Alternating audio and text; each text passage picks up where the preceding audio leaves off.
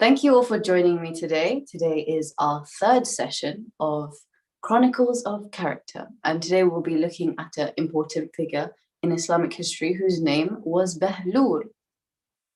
I wonder if you guys know about him already. If not, I hope we can all learn together. So, like the other sessions, we'll be telling some stories about him, and we'll be doing it in parts, and in between, I'll be asking some questions to see who is paying attention. Our story begins in Baghdad in the 8th century at the time of the Caliph Harun al-Rashid. There was a man, a wise believer, whose name was Wahb ibn Amr, and he was a lover of the Ahlul Bayt, a religious and pious man. He was also related to the Caliph, which, by the way, means leader or ruler of all the Muslims at that time. Wahb was a well-known scholar and had quite a bit of money and wealth, as well as a high position in the palace. Unfortunately, it was a difficult time for the lovers of the Ahlul Bayt because the Caliph would get rid of anyone who came in the way of his throne, and he was threatened by the popularity of the Imam of the time.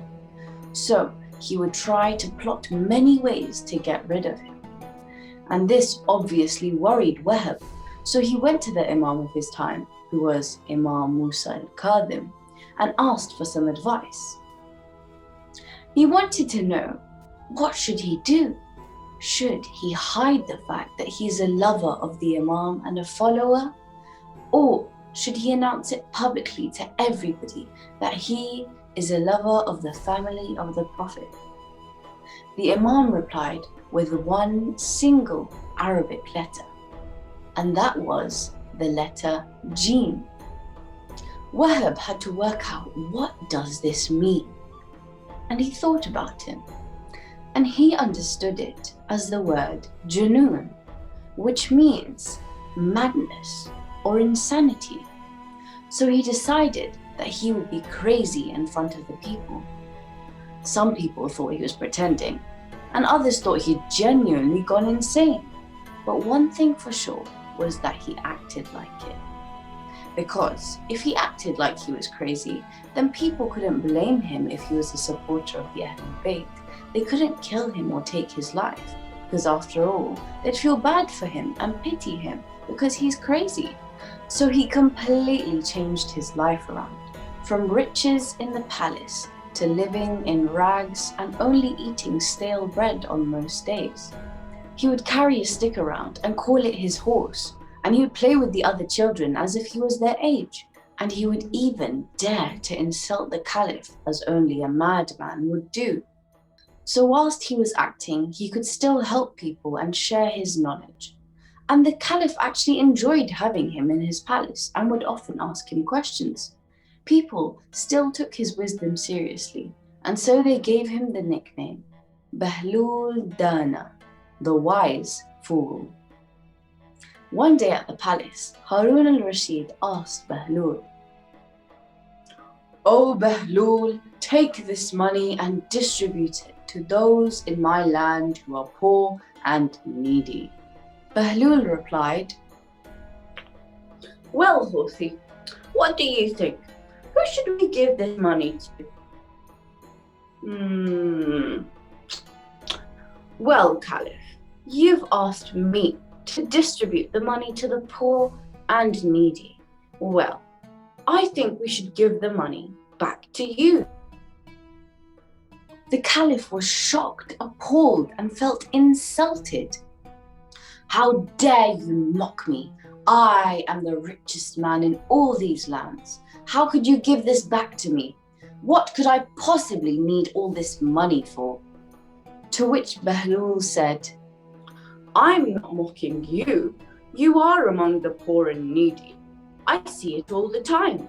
In the streets, your guards and officers take money from the people, collecting taxes or whipping them if they can't pay up. You must be quite poor or needy if you have to go through such things to take money off of people.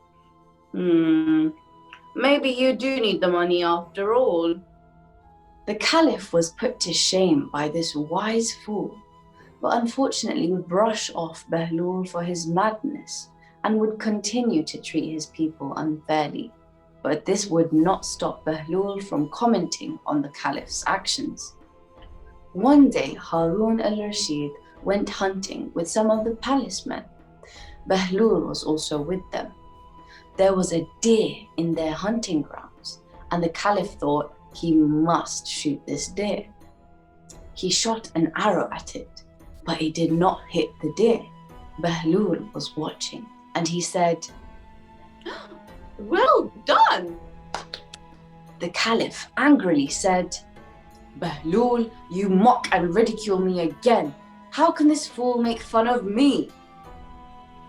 Bahlool replied, "I wasn't saying well done to you. I was praising the deer. He did a good job at saving himself and escaped from your horrible arrow." Again, Harun al-Rashid was embarrassed at the hands of Bahlool, yet this would not change his behavior.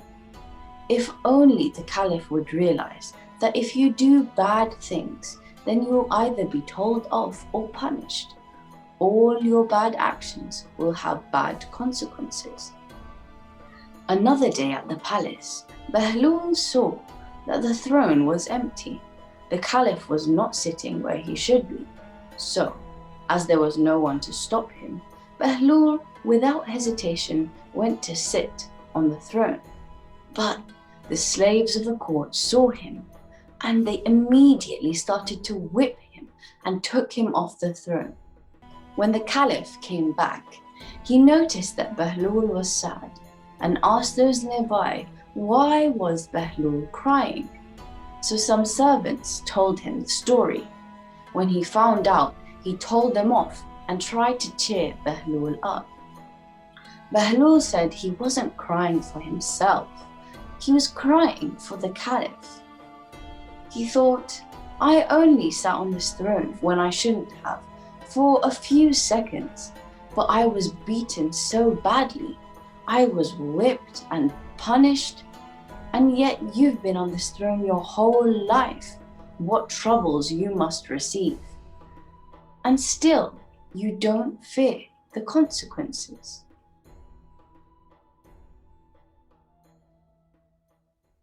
So, I hope everybody enjoyed that first part of the story, learned a bit. Let's see if everyone was paying attention. If everyone puts their cameras on, if they're comfortable sharing some answers, or if you want to write it in the chat box instead, that is perfectly fine.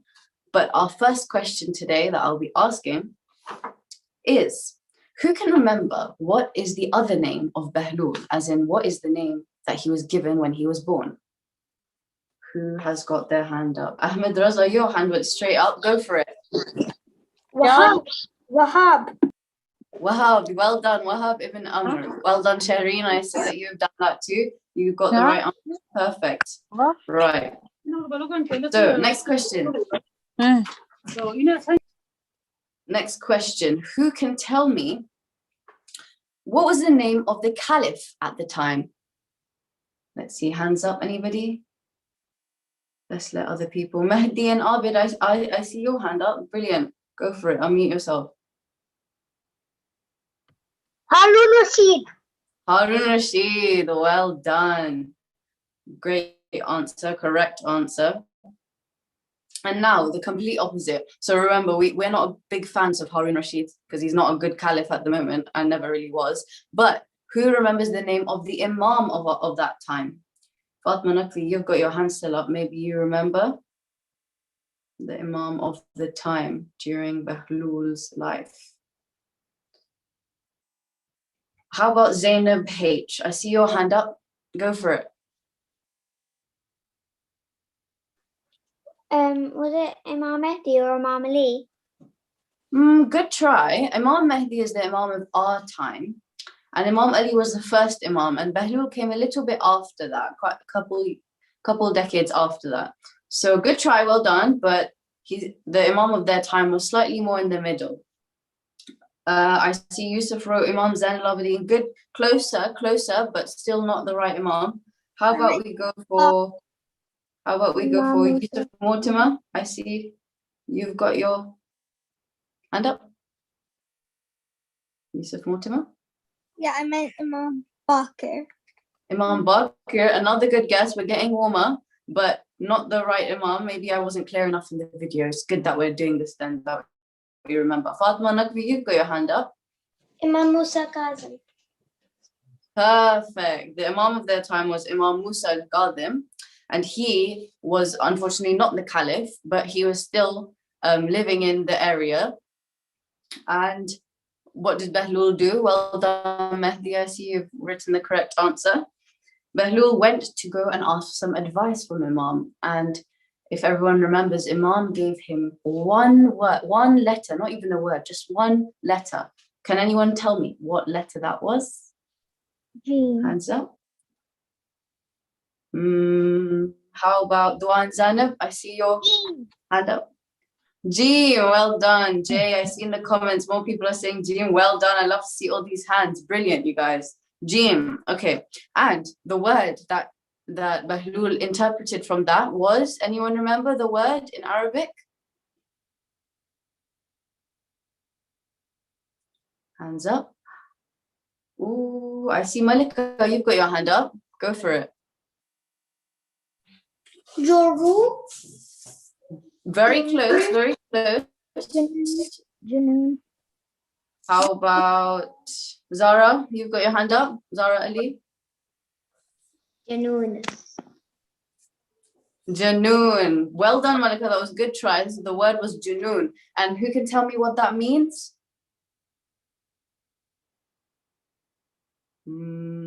I see. Aliyah, go for it. Aliyah wrote it in the chat as well. Go for it. Crazy, crazy or mad. Well done, Zainab. So Bahlool decides this is what that letter means, and I'm going to now act crazy and mad. What nickname did he get because he would act crazy? Anyone remember? Anyone? I didn't quite hear that. How about we go to Labiba? Both of your hands up. Go for it. Benul Dana. Brilliant, Bahlool Dana, and that means the wise fool, yeah? So, the wise fool, exactly.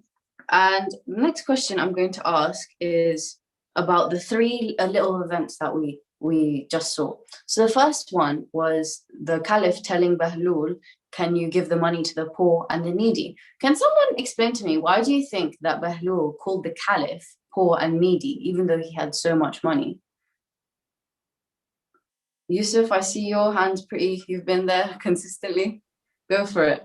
So he went, like he'd be taking people's money in taxes, and if they didn't give it, he wouldn't like give them any more time. He'd start beating them because so he was saying like, you seem to need money so much that you must be needy. Perfect answer. That's exactly what Bahlool was trying to do. He was trying to show him that even though he has money and he's acting like he's got lots of things, he still acts very needy because he keeps on taking money from other people. All right, next question then. About the hunting. We saw that Bahlool was kind of making fun of the Caliph at the time, do you think? He was saying, well done, sarcastically. So do you guys think it was a good tactic for Bahlool to act a bit crazy, or do you think something might go wrong in the rest of the story? Oh, I see some thumbs up. I've got some good. Oh, Ahmed Raza saying down. Okay, interesting. Nice to see thumbs up. All right. So that's an open-ended question. We'll see where this story takes us. Now, the second and last question I'm going to ask is, when he sat on the throne, what do you think Bahlool was trying to communicate to the Caliph about sitting on the throne when he shouldn't have been sitting on the throne? No, that's all right. Maybe I'll ask the question again because I wasn't that clear. Let's try again. So when Bahlool sat on the throne, he was crying, but he wasn't crying because he got hurt, was he? He was crying because he felt sorry for the Caliph. Anyone can explain to me why do you think he felt sorry for the Caliph?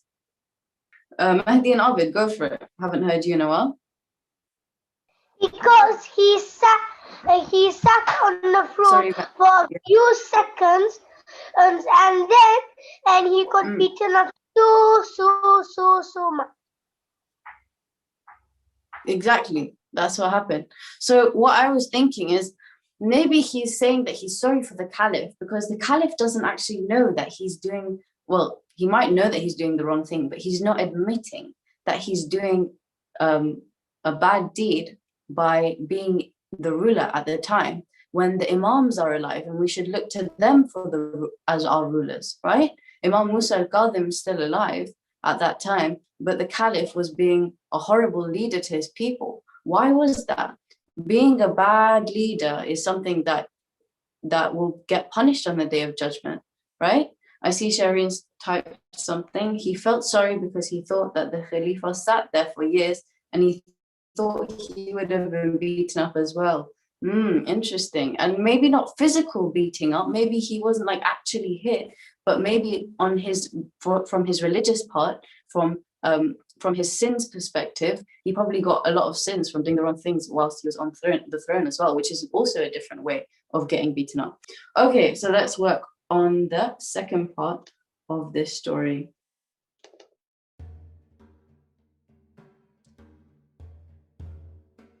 But it wasn't just the caliph who Bahlool would challenge.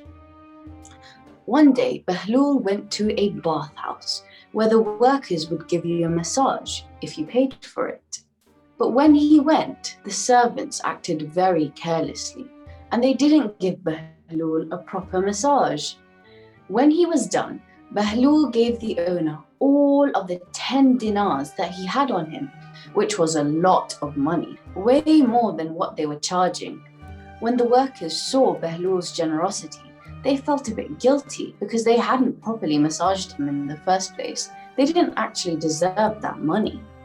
The next week, Bahlool went to the bathhouse again, but this time the workers treated him with great respect and treated him with dignity and honor. Despite all their hard work and effort, this time Bahlool only gave them 1 dinar, which was way less than last time and way less than the price that they were charging.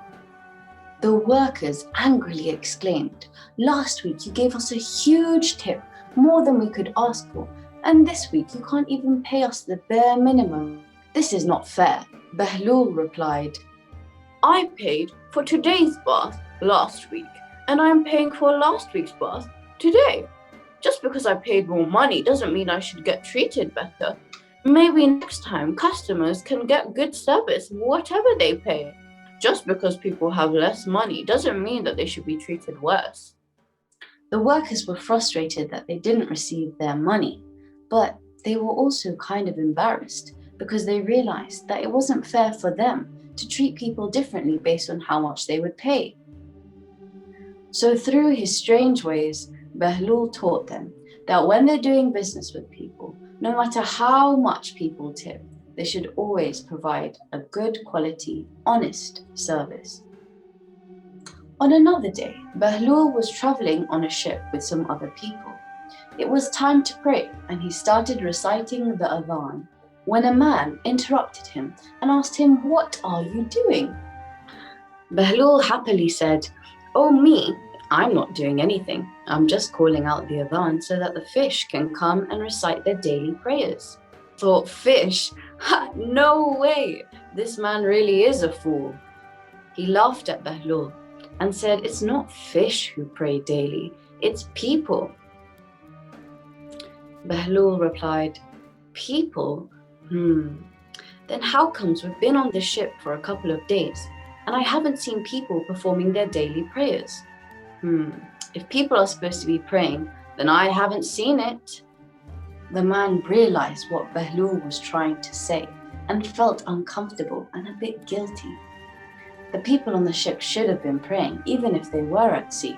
Among the passengers on the ship, there was a merchant. A merchant is a businessman, and with him was his servant. They were traveling to Basra. As the wind and waves grew stronger, the ship began to sway side to side, and the servant of the merchant began to grow very, very scared. He started to cry, thinking that the ship was breaking. He thought that the sails were ripping and that the deck was breaking and the water was leaking into the ship. His cries began to annoy everybody on board. So Bahlool wanted to help and asked for the merchant's permission to give the servant some advice.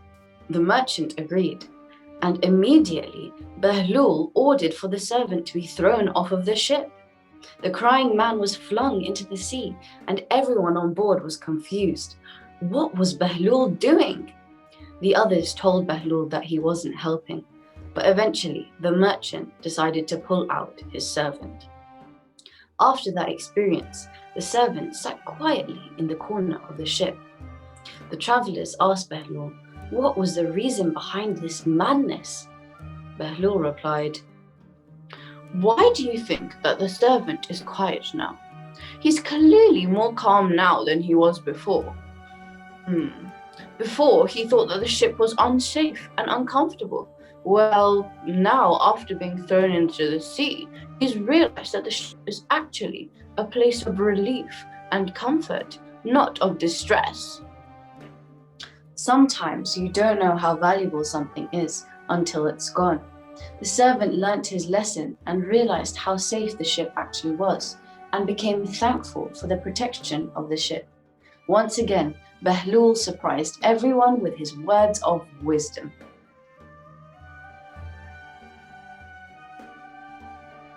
In Baghdad, a man named Fadl had built a mosque, and they were going to put a plaque, which is a sign, on the door. And they were trying to work out what should be written on this plaque. Bahlool happened to be present, and he asked Fadl, "Well, Fadl, who did you make this mosque for?" Fadl replied, "For Allah, of course." And so Bahlool said, "If you truly made it for Allah, then you wouldn't write your name on the plaque." Fadl angrily exclaimed, "Why shouldn't my name be written on the plaque? People should know who made the mosque." Bahlool offered to write on the plaque himself for free, and the next day he brought Fadl a plaque. But what was written on it? On the plaque he had written, "Mosque of Bahlool." And Fadl was angered by this. Fadl was enraged. "What have you done, you fool? This isn't your mosque. You can't put your name on it. This mosque was made from my money. My name should be on the plaque." Bahlool said Fadl was extremely annoyed. All his money, time and effort had been spent on this mosque, and his name wasn't even on the plaque. He wanted everyone to know the great lengths he had gone to get this mosque built. Bahlool said, "My name, your name, what does it matter? What's the big deal anyway? Besides, my name looks better than yours." "Well, I thought that you made this mosque for Allah subhanahu wa ta'ala. And if you have, then the name on the plaque shouldn't matter. But if you've made the mosque for fame or for showing off to other people, well, then I'm sorry to say you must have lost your rewards for it." Fadl became speechless at Bahlool's words, and then he realized his mistake. Next, he said, "Whatever Bahlool says, have that written on the plaque instead." This time, Bahlool told them to write a verse from the Holy Quran on the door of the mosque, to remind them that places of worship should only be for Allah subhanahu wa ta'ala, and not for our worldly desires or motives. Fadl recognized his arrogance and selfishness, and he made the changes needed to help him improve and be a better servant of Allah. Bahlool worked really hard to be a good servant of Allah subhanahu wa ta'ala, and wanted others to improve as well.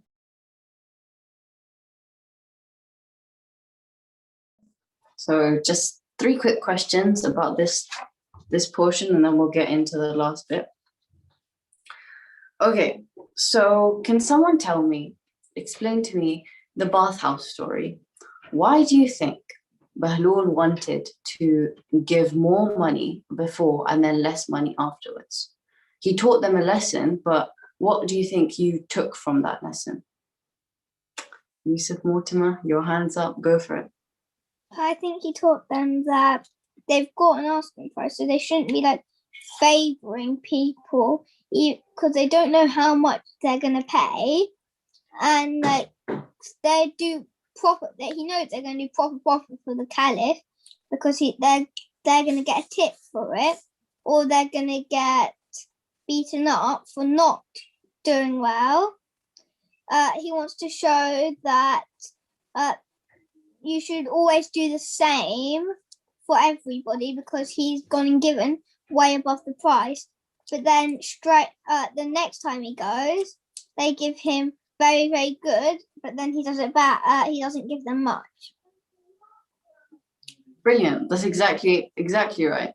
And I think he's trying to do that to show them that, because people have money and give you money, that doesn't mean that you give them special treatment. They're more special than you. That shouldn't be the case, right? You should just treat everyone with the same respect and same quality treatment to everybody, right? Okay, and the second question is about the ship. Why do you think he threw that servant overboard? Can anyone remember? Oh, I've got some more hands up for this one. How about Labiba? Go for it. Because he wanted to teach him a lesson. Mm-hmm. And can you explain what that lesson is? The lesson was the servant thought the ship was in danger and is gonna crack, but when he was thrown into the sea, he felt more calm. Oh, well, during the sea time, he's probably very scared, right? To be in the ocean and nothing is there to protect him. But once he had gone through that, then he felt calm back on the ship, right? Because he realized it's actually way worse out there, way worse in the sea. And the ship was actually more like an armor for him. So well done, good answer. And the last question about the story is, why do you think Fazl would lose rewards if he wrote his name on the plaque? Can someone share with me? Looking for some new hands.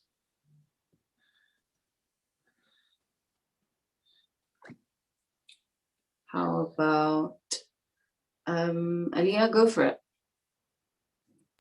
Because he's just doing it to get famous and get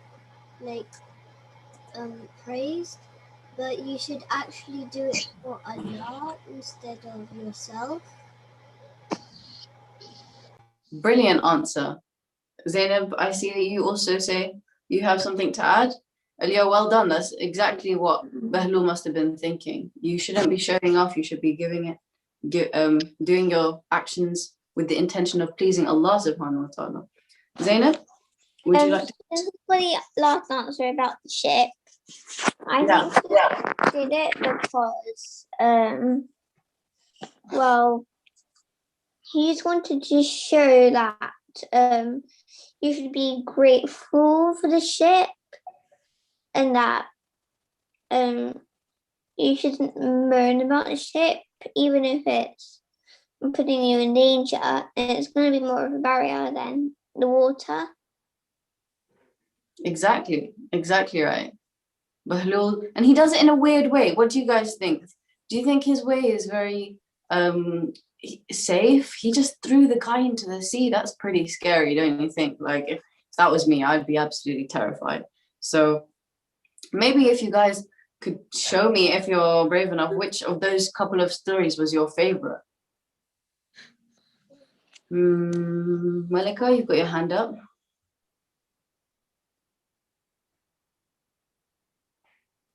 How about Fazil? I haven't heard from you in a while. Go for it, Fazil. So my favorite part of the story was when Bahlool threw. No, not that one. I mean, when he wrote his own name on the plaque, and he removed Fadl's name and put his own name on the plaque. That was quite funny, right? Oh yeah. Why would he say, if it's made by one person, why does the other person who has not built it need to put their own name on it? Yeah, exactly. But also, why does anybody's name need to be on it in the first place, right? Because A mosque for everybody, So that is quite a funny way of explaining how names. You can put anyone's name on it if it's just like that. Exactly, especially because a mosque is somewhere that is for your community to use, right? Everybody shares it, so it should be everybody's, right? Yes. Brilliant. Thank you for sharing that. Anyone else got something they'd like to share, or shall we go on to the next part of the story? Yeah. Go for it, Zainab. I think. My favorite part was the story about the ship, and when he's when the master took out the servant, put him back on the ship, and then when Bahlool explained why, because what he said was quite interesting. It shows that he's not just acting crazy. There's a reason behind his actions, right? I think that's a really interesting story as well. Thanks for sharing, Zainab. How about Yusuf? We'll end with Yusuf and we'll go on to the next part of the story, and anyone else we can talk about in the discussion later. Yeah, I found it funny when he started doing a blonde and somebody asked him why he was doing it, and he said for the fish. And I found that funny. I just found that funny. Same. I think that's hilarious. He's a bit of a comedian, isn't he, Bahlool? He's making everybody laugh, and then also he's making them realize not just about the comedy, but he's got a message behind what he's saying, right? Brilliant. Thanks everybody for participating. So this next part of the story is one about a graveyard. And it said that Bahlool used to really enjoy spending time in the graveyard because it was quite peaceful for him. And one day, Harun Rashid, remember the Caliph, was walking by and he saw Bahlool and remembered that he wanted to ask him some questions. But he was thinking, why is Bahlool sitting in a graveyard on his own? So he asked him, what are you doing here? And Bahlool replied, I'm here because in this graveyard, nobody expects anything from me. Nobody here will backbite. And also, the last thing is that nobody can cause him pain in the graveyard. So the three things are, first, nobody will backbite in the graveyard. Number two, nobody is expecting anything from Bahlool. And number three is that nobody in the graveyard can give him pain. But nobody in the graveyard is alive. So why is Bahlool saying this? Interesting. So Harun accepts what he says and then asks him his questions. He says, I want to ask some questions about the day of judgment. Can you tell me about the day of Qiyamah and the Sirat, the bridge that we'll walk on? And what will the questions and answers on this important day be like? Does Bahlool know more than Harun? Is what he's trying to find out. And so Bahlool says to Harun, tell your servants to light a fire, start a fire, and put a pan, an iron pan on top of it until it becomes hot red. And then Harun gets it ordered and the servants do it. And Bahlool says, I will stand barefoot on this iron and I will introduce myself. And then I will say, what did I eat? And what do I wear? Wear as in clothes. And then Bahlool says to Harun, okay, and after I do it, it's your turn. You should introduce yourself. So Bahlool quickly gets onto the pan and quickly says, my name's Bahlool. I carry with me a bundle of tattered clothes. I have barley bread and vinegar. And then he gets off straight away. But do you think his feet were burned or not? Maybe, can I see some thumbs up, some thumbs down? Do you think his feet were burned in the time that we got some thumbs down? Good to see, good to see. And so when Harun steps onto the pan, what do you guys think is going to happen? Let's talk about it. So Harun gets onto the pan and he can't even last 2 seconds because he, first of all, has to introduce himself, right? And because he's the Caliph, he has like 10 titles that he needs to share. He needs to say all of his formal, like His Majesty, His Royal Highness, blah, blah, blah, blah, blah, blah. And already just introducing himself is taking a long time. And he doesn't even get to the part about what he eats and what he wears. And he ends up having to jump off. Exactly, Shireen. He has a lot to say. So he has to get off quickly, otherwise he burns his feet. And so why did Bahlool do this? What did he want to say? Bahlool tells Harun, Caliph, on the day of judgment, the questions and answers will be like this. Those who love and obey Allah and those who stay away from the greediness of this world will get through the questions quite easily, and they will pass by like a breeze. But those who are concerned with the material things in this world, people who are greedy, people who care about like things and objects instead of their relationship with God, they're going to have trouble. They're going to find it quite difficult. So Harun is shocked by this situation, and he's like, oopsie daisy. But unfortunately, the thing with the Caliph Harun was that he didn't really change. He had all these experiences with Bahlool, but for some reason he didn't think, maybe I should improve myself. So through his crazy methods, Bahlool helped enlighten people on why religion is important and how people should improve themselves and have a better connection with Allah subhanahu wa ta'ala, even if they didn't want to truly listen. Okay, so the next thing we're going to talk about is another story that's really interesting. And I'm going to need your help in this one because it's a bit of a detective scene, a bit of a crime scene that we need to investigate. So one day in the city, Bahlool is walking by in the streets, and what happens is he finds that some man is making a big fuss. There's loads of noise around one house, and everyone is gathering around his house, and everyone's talking like, what's going on? What's going on? So Bahlool wants to see what's going on, and the owner of the house is surrounded by three men. And he's shouting at them and he's saying, where is my money? My money's gone, right? Because someone has stolen a sack of his money, which is really important because how else was he going to live if he didn't have his money? He was in a bit of a pickle. And there was three culprits. One was a butcher, one was a baker, and one was a perfume maker. So I'm going to need your help to work out, who do you think it was? So there was no trace, there was no footprints, but there was one coin. The owner of the bag found one single coin, and he was trying to work out, from this coin, how can I figure out who stole my money? What do you guys think he did with this coin? Can I have some ideas maybe? Ahmed Raza, I see your hands up, go for it. What do you think he did? I've seen it already, but I forgot. Ooh. But I think he put it in the water. Wait. You've seen it. Good. I like that you've seen it. I like that you've seen it. But let's keep it a secret for everyone. Let's try and get them to think a little bit as well. Yeah.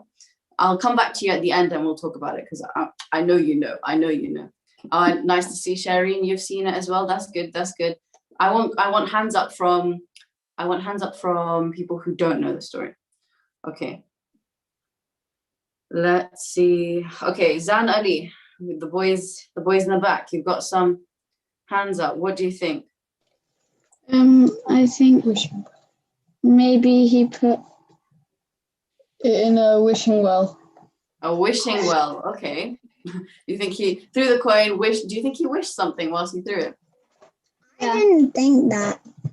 What do you think, Mikdad? I forgot. That's okay. Don't worry about it. That's a good idea. So maybe maybe they went for not a scientific route. He just threw it behind him in the well and hoped that it would tell him who is the culprit. Okay, let's see. Who else has got their hands up? Yusuf Mortimer, you've got your hand up. Let's go for it. Maybe he sniffed it to see if it had perfume. Licked it or something to see if it had any meat on. Or what was the other person? That's a good guess. So when the owner of the coins is trying to work it out, he unfortunately didn't think with big brain energy like Yusuf did and like Zan Ali was suggesting as well. All he could think is, if there's one coin, that means that somebody has a hole in their pocket. Otherwise, how else would the one coin just escape from the sack of coins, right? So someone has to have a hole in their pocket. So he checks the three guys and he says, okay, show me your pockets, show me your pockets. And the baker and the perfume maker have pockets with holes in them, but the butcher does not. So the butcher says, it can't be me, so I'm gonna go then. Is that all right? And the owner says, sure, go ahead. But then Bahlool intervenes and he says, hang on a minute, I think I can help. And his idea is slightly along what Yusuf was saying. So I'm going to tell the story, and I see Ahmed smiling, so I'm going to ask him a little bit afterwards as well. So after Bahlool intervenes, he thinks about it for a minute, and he sniffs it, and he goes, and he doesn't actually know the professions, the jobs of the other two guys who are in front of him, because he wasn't really paying attention.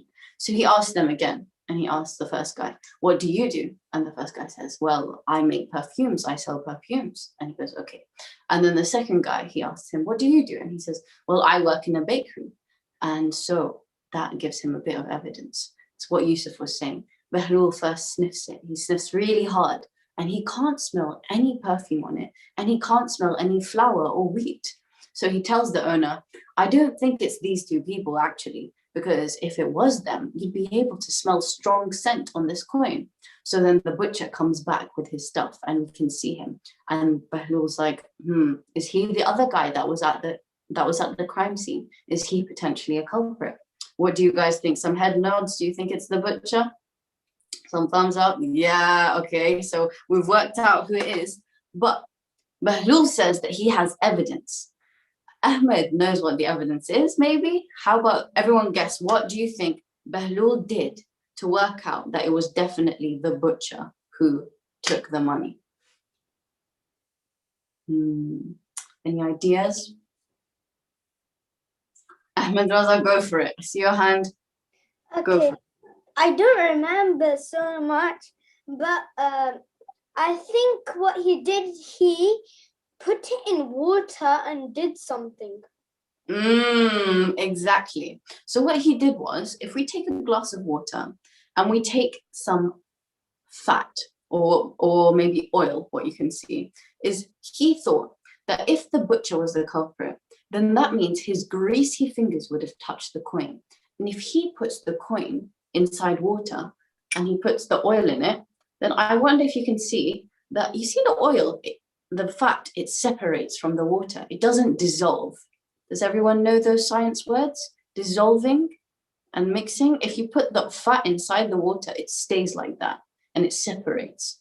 So he put the coin in the water, and then the fat just came out from the fat that was on the coin came to the surface of the water, and he showed the owner, and he was like, this means that the butcher stole your money. So what did you guys think of his detective work? Do you think he was a bit of a Sherlock Holmes of his time? Thumbs up, thumbs down? Yeah. Pretty smart, pretty smart. I wouldn't have thought to do that, definitely. Okay, so the last story of today that we're going to talk about Bahlool is one about religion. So one of our very important scholars from our school of thought is Imam Jafar Sadiq. He came up with he discussed a lot of what we believe in to people who didn't know. He taught us, and he wrote things for us to read. And he had many, many students. And one of those students was called Abu Hanifa. And he was also a bit of a scholar himself. He was trying to understand the teachings of the Imam, as well as what he thought about Islam. So he was a student, but he disagreed with Imam Jafar Sadiq, who wasn't the Imam of the time. Remember, the Imam of the time was.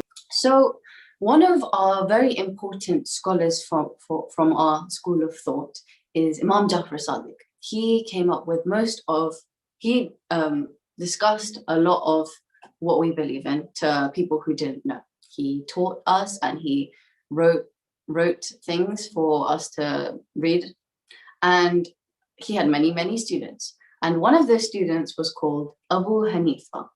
And he was also a bit of a scholar himself. He was trying to understand the teachings of the Imam, as well as what he thought about Islam. So he was a student, but he disagreed with Imam Jafar Sadiq, who wasn't the Imam of the time. Remember, the Imam of the time was Imam Musa al-Qadim, but he was the Imam previously.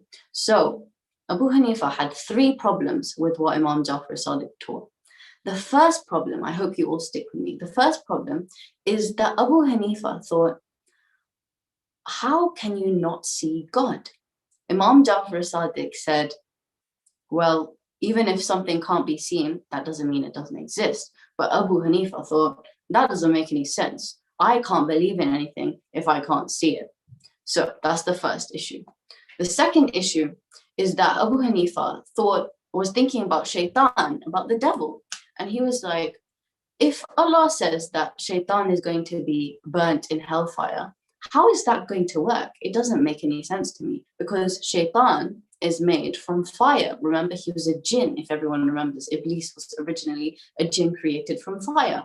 And he thought, if you put fire in fire, then how is that going to hurt or burn shaitan?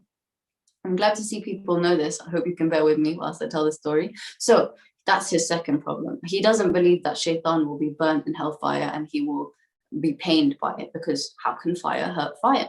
And the last thing that he has a problem with Imam Jafar Sadiq's teaching is the idea of responsibility over your own actions. Imam Jafar Sadiq said that we as human beings have responsibility over what we do. So if I do something wrong, I am in trouble, not somebody else. If I do something that is not nice, I'm the person who should pay for it, who should get told off, who should face the punishment, right? But Abu Hanifa thought, well, this doesn't make sense, because Allah subhanahu wa ta'ala is the one who creates our destiny. He knows everything and he plans everything for us. If he is in charge of all of our destinies, then why are we responsible for the things that we do if he's the one who made it happen in the first place? So those are 3 of Abu Hanifa's problems. And whilst he was discussing them in the city, Bahlool was nearby and he heard him and he was like, I don't understand what Abu Hanifa is on. So what he took was, he picked up a rock, a piece of clay rock, and he just threw it at Abu Hanifa's head. And everyone looked at him like, what is going on? Why is Bahlool throwing a rock at Abu Hanifa's head?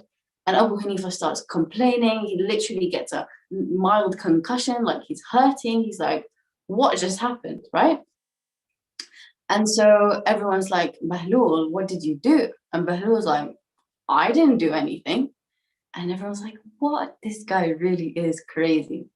And so Bahlool says, I don't know what you guys are talking about. Based on what Abu Hanifa said, nothing actually happened. And they're like, oh, what is he talking about? So they ask him to explain further. And Bahlool says, well, firstly, Abu Hanifa said that he doesn't believe in anything that you can't see. And Abu Hanifa is crying out in pain, complaining that he's hurting. But Bahlool goes, I can't see his pain. So that means it doesn't exist, right? If that's what Abu Hanifa is saying. And then number 2, he says, well, Abu Hanifa said that if something is made from the same thing, then they can't be hurt. So if shaitan is made from fire and he's put in fire, he won't be hurt. But Abu Hanifa says, well, this stone, this rock was made out of clay. And we as human beings are also made out of clay. So if I threw something made from the same thing as Abu Hanifa and I chucked it at him, that's not going to hurt him, is it? Because according to Abu Hanifa's logic, 2 of the same thing won't end up hurting each other, right? And then the third thing that that Bahlool argues is that when Abu Hanifa says that it's Allah who has control of our actions and he has complete responsibility. Well, Bahlool says, then actually I didn't do anything, because actually it's Allah subhanahu wa ta'ala who controls my destiny. So you should point fingers at Allah subhanahu wa ta'ala, not me. And everyone's like, oh, how can he say that? But then they also realize, do you think Bahlool is making a bit of sense right now? Can I see some nodding heads? Yeah, some thumbs up. He makes complete sense, right? Abu Hanifa's logic doesn't really add up when you apply it to him. So that was a very interesting story, in my opinion. And the things that Bahlool did amazingly was whilst he was acting crazy, or some people said he actually was crazy, he still managed to teach people things that you normally think about how crazy people, how they're mad, like, oh my God, they don't really make any sense. But still, Bahlool ended up educating a lot of people. And the title of today's Chronicles of Character was The Strange Sacrifice, because if you remember from the beginning, Bahlool actually came from quite a wealthy position, right? He had a palace, he had family in the palace, he had quite a respectable role as a scholar and also a judge. So, you know, he had the money, he had the wealth, but he really, really loved the Imam of his time. And he knew that he had to make the sacrifice in order to stay alive and stay as a lover and follower of the Imam. So he really highlights to all of us that if we believe in the right path, if we believe in the Imams, then sometimes we're going to have to make sacrifices because of it.